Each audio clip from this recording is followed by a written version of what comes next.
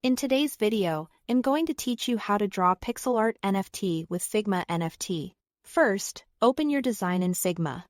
You can start from a new file or an existing project. As long as you have a blank area to work in, with your canvas ready, create a square frame.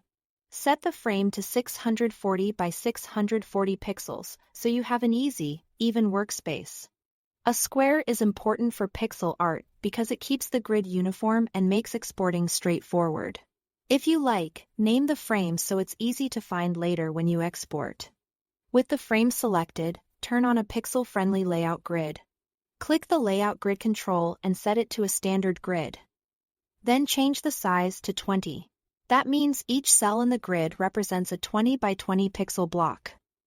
Perfect for bold, readable pixels. Adjust the grid color so you can see it without it overpowering your design light. Semi-transparent lines are ideal.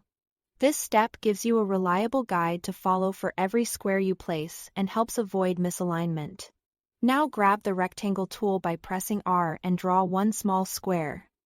That's exactly 20 by 20 pixels. Place it so it snaps neatly to the grid.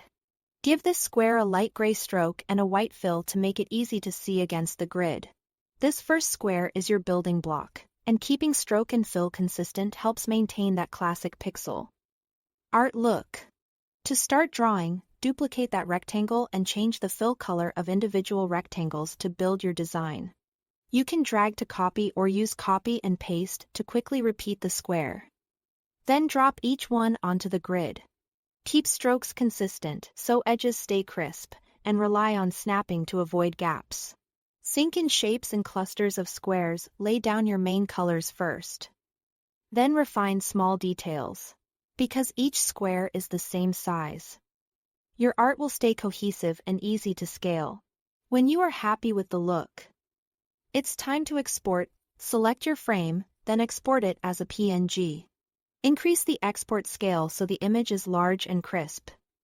Scaling up by several times preserves the chunky pixel edges. Without blurring, preview the export to confirm everything looks sharp and save the file. That's it. Thanks for watching.